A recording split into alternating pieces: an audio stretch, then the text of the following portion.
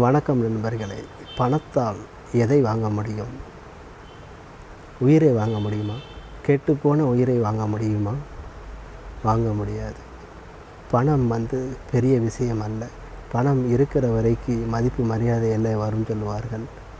ஆனால் என்னை பொறுத்த வரைக்கும் பணம் என்பது ஒரு வெட்டு காகிதம், ஒரு டோக்கன், அவ்வளோதான். அந்த டோக்கனை கொண்டு போய் நாம் கடையில் கொடுத்தால் என்ன அதுக்கு தகுமோ அதை தருவார்கள். ஆக பணம் என்கிற டோக்கன் இருந்தால் மட்டும் மதிப்பு தானாக வரும் என்று சொல்லுகிறார்கள். அவர்களுக்கு மத்தியில் 10 ரூபாய் நோட்டு என் பாக்கெட்டில் இருந்தாலும் தன்னம்பிக்கை வரும். அந்த 10 ரூபாய் கூட இல்லாட்டாலும் தன்னம்பிக்கை தானாக பிறக்கும். என்னை பொறுத்தவரையில் விட்ட பணத்தை எடுக்கவும் தெரியும், எது போனாலும் தொலைந்தாலும் மீட்டெடுக்கவும் தெரியும். அந்த அளவுக்கு வைராக்கியமும் தைரியமும் ஒவ்வொரு ஆண்மகனுக்கும் மட்டுமல்ல, பெண்மணிகளுக்கும் பிறக்க வேண்டும். அப்படி இருந்தால் தான் உலகத்தில் நாம் எந்த மூளைக்கு போனாலும் ஜெயிக்கணுங்கிற ஒரு எண்ணம் உருவாக வேண்டும். ஆக பைசா இருந்தால் ஒரு நியாயம், பைசா இல்லைன்னா இன்னொரு நியாயத்துக்கு பேசுகிறதுக்கு அதுக்கு சும்மா இருந்துட்டு போயிடலாம். ஏன்னா அந்த பைசாங்கிறதுக்காண்டி இன்றைக்கி எங்கள் நாடெல்லாம் ஓடிக்கொண்டே இருக்கிறோம். பச்சையாகவே தெரிகிறது. தூரத்திற்கு பார்ப்பதற்கு போய் பார்த்தா தான் அங்கே பச்சை இன்னும் தூரத்தில் பச்சையாகவே தெரியும். அன்னும் போவோம், அதுக்கப்புறமும் பச்சையாகவே தெரியும். கானல் நீர்கள் போல நாம் பார்க்கும் கானல் நீர் ரோட்டில், பைபாஸ் ரோட்டில் தூரத்தில் நின்று பார்த்தால் வெள்ளம் கட்டி கிடக்கிறது போல தெரியும், பக்கத்தில் பார்த்தால் இன்னும் தூரத்தில் தெரியும். அதுபோலத்தான் ஒவ்வொருவரும் வாழ்க்கையில் சந்தித்து கொண்டு இருக்கிறார்கள். ஆக பணத்துக்காக ஓடோடிக்கொண்டு இருக்கிறார்கள். இதற்கு மத்தியில் ஏமாற்றம். பணம் சம்பாதிக்கிறதுக்கு எவ்வளவோ வழிகள் இருக்கிறது.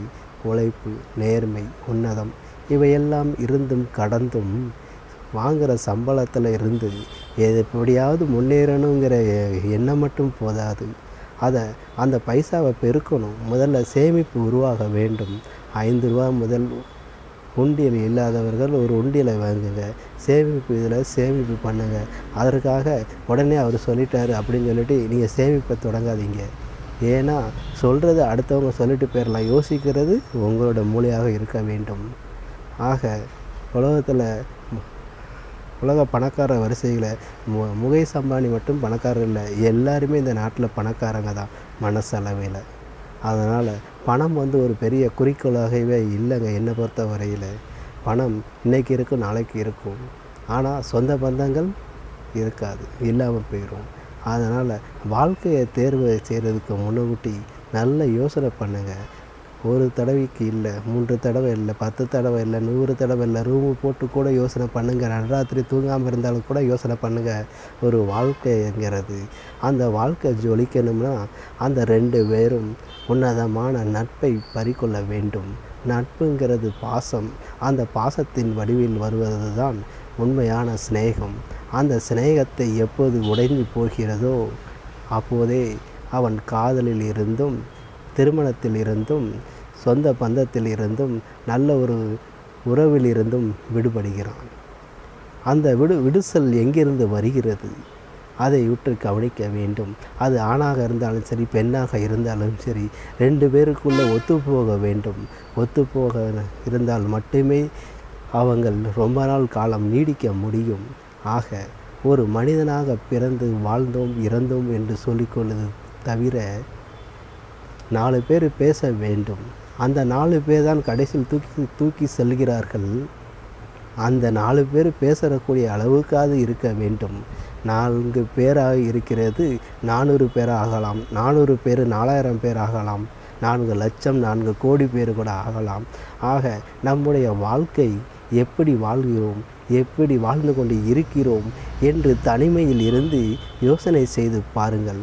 அப்போ தான் நாம் இன்றைக்கி நம்ம வீட்டிலேருந்து கிளம்புறோம் அப்படின்னாலே, நாம் வேலைக்கு போயிட்டு திருப்பி நைட்டு வந்துட்டு நம்ம தூங்குறதுக்கு முன்னக்கூட்டி இன்றைக்கி என்னெல்லாம் செஞ்சுருக்கிறோம் அதெல்லாம் நம்ம மனசாட்சிக்கு தெரியும். நம்ம நல்லது செஞ்சுருக்கோமா, கெட்டது செஞ்சுருக்கோமா என்று.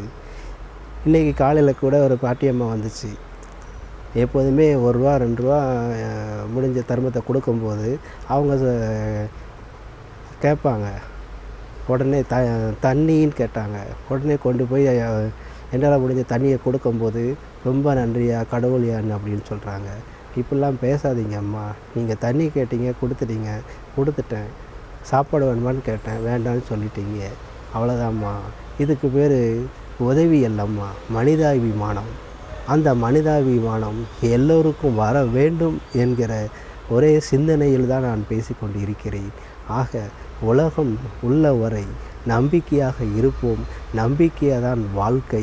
அந்த நம்பிக்கை எப்போது உடைகிறதோ அந்த வாழ்க்கையும் உடைந்து போகும். ஆக வாழ்க்கை உடையதற்கு நீங்கள் காரணமாக இருக்கக்கூடாது.